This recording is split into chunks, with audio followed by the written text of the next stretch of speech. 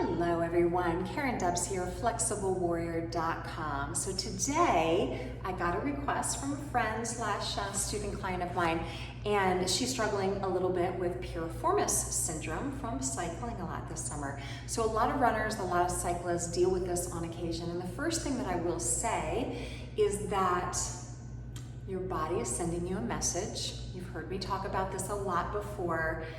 Those of you who follow me on a regular basis know that I've had a lot of my own struggles with this very thing. And so acknowledging that pain and sensation are your only way that the body's communicating with you. So just acknowledge that and try to really be mindful that you're not angry or really frustrated by the injury, although that's a really challenging one for myself included.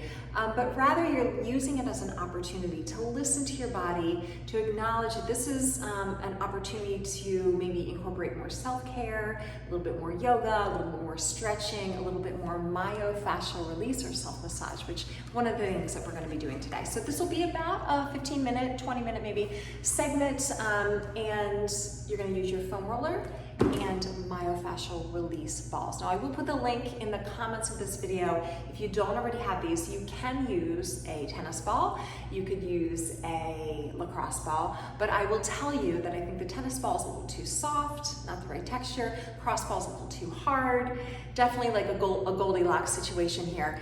But the myofascial release balls are just right, and I'd highly encourage, if you are running, cycling on a regular basis, dealing with your aches and pains, to invest. These are like $4 or $5 each.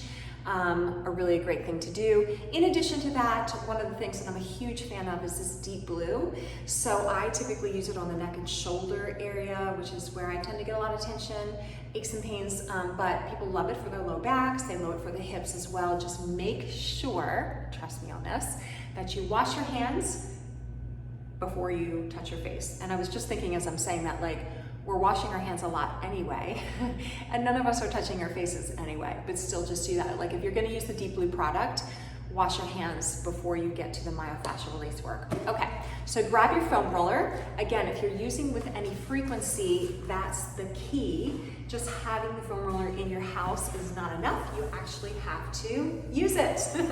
And so we're gonna start with that first. So the way I like to get into the Piriformis is sit on top of your roller, hands out behind you.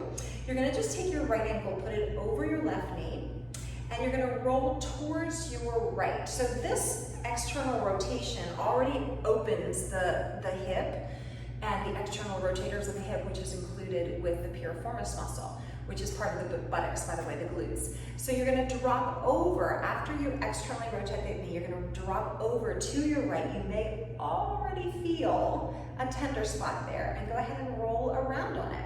So you can roll, by the way, cross fiber this way from right to left, or you can roll in a circular direction.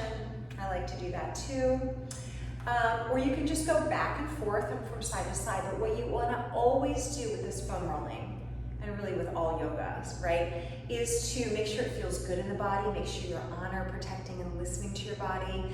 And with Piriformis syndrome or sciatica or anything like that, it's really ideal that you see a physical therapist, probably a doctor about it at some point, if it doesn't pass pretty quickly within like 2 weeks. All right, so this is just very general information, very good self-care overall. Prevention is ideal, and one of the ways that you can prevent it is to do this stuff pretty frequently, and as always, consistency is the key. All right, so after you do that for about a minute or maybe 2, we can go ahead and switch sides. So I always like to say, you know, having your foam roller somewhere, you know, maybe in your TV room or something like that, where you're going to use it a little bit more frequently would be ideal. So out of sight, out of mind sometimes. So if the foam roller's in your TV room or something like that, and you can use it while you're watching one of your favorite shows, that's probably kind of a good idea. Maybe that would encourage you to use it a little bit more frequently. Okay, so once you do that, again, about a minute, maybe 2 minutes, we're just trying to increase circulation, which increases healing, right? And if you need to back off for a week or 2 just to give that muscle a little bit of a rest, well, you know, maybe that's not a bad idea, even though that's not super fun. It's allowing the body, listening to the body, and allowing the body some healing time. Don't forget hydration is really key too. So as we're doing this myofascial release and self-massage work, making sure that hydration so that the body can really flush out and allow the healing to really happen. Okay, so once again, we did about 1/2 to 2 minutes on each side. I just want to show you how to do the same thing, which I actually kind of prefer, with the myofascial release balls. So you can just take the balls and lie down on your back. And all we're going to do is, once you're lying on the back, you can take the ball and just move your knees over to the right. Just put it right underneath your left hip and roll onto the ball, just like that. And release off of it. Again, you could use a tennis ball or a lacrosse ball if that's all you have. Lacrosse ball is probably going to be pretty brutal, I'm not going to lie, for this. You don't want to create more stress for the muscle, right? That's not actually going to help. So be very gentle, be very mindful, go slowly. You don't want pain. It definitely is like a hurt so good sensation. So you feel a little release. You feel definitely a sensation like, oh yeah, that could use a little bit more love, a little bit more TLC, but it's not painful in any way, okay? And again, same thing as with the foam roller. You can do this for 30, 60 seconds or so, just to create a little circulation before we do our stretches. All right, let's go ahead and switch sides. So take the ball, put it over and underneath your right hip. You're gonna rock on to the ball. Woo, and rock off. Yes, I definitely feel that. I'm gonna spin. You guys keep working just so you can see. So again, the ball is just right underneath the hip socket. The hip is where all of these key muscles are attached. And you're rocking on, and then you move the ball a little bit, find a new spot, rock back on, and rock back off. Are you feeling that? I sure am. Rocking on and rocking off. Now what I really love to do is combine this myofascial release work with stretches. So that's what we're going to do next.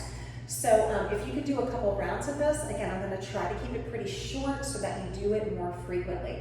You're just going to take your right ankle and put it over your left knee in reclined pigeon pose. So I'll turn to the side so you can see like this. So it's just a figure 4 stretch. Right ankle's over left knee. You're going to pick your left foot up from the floor, hands come underneath your left thigh. Now nose is pointed straight to the ceiling. Be mindful that your neck is just an extension of your spine, so just really take care of that. And then let's make a little circle. So if your hips are feeling really tight, you might not get very far with your circle. But what we're just trying to do is create a little range of motion and just take that hip around in a circle, and you're probably feeling this a good bit if you've been running and cycling a lot. And then let's just take that circle and go the opposite direction for 4, 3, 2, and 1. Put your left foot back down onto the mat, okay? You're just gonna drop your right foot over and across. So your right kneecap is pointing straight up to the ceiling, and your right foot is touching the ground. Your hands can be out into a T position if you like, or down by your side.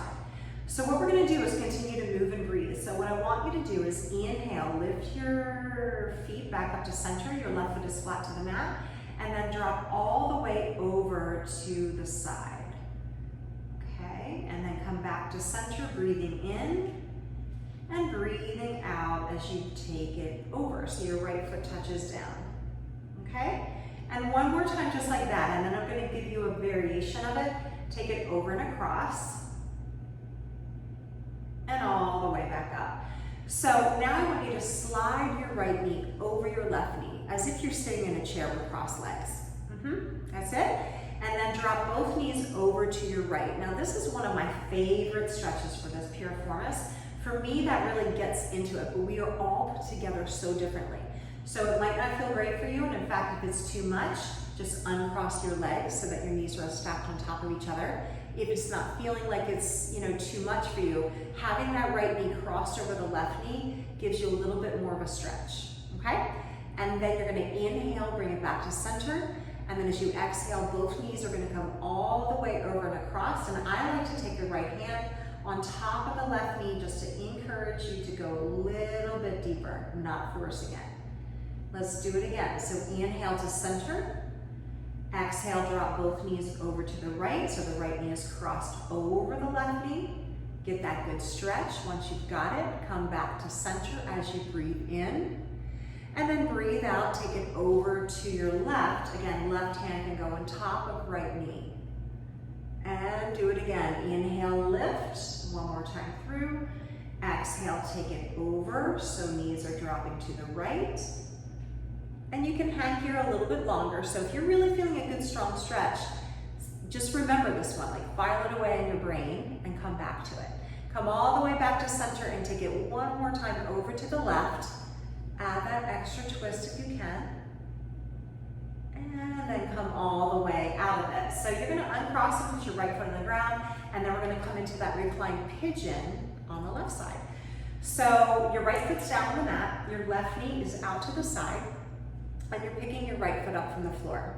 Both feet are flexed, by the way. Hands come underneath your right thigh, and then you do that circle. So again, if your piriformis and your hip and your glutes are really tight, you've been doing a lot of cycling and running, you might not get very far with this circle, and that is okay.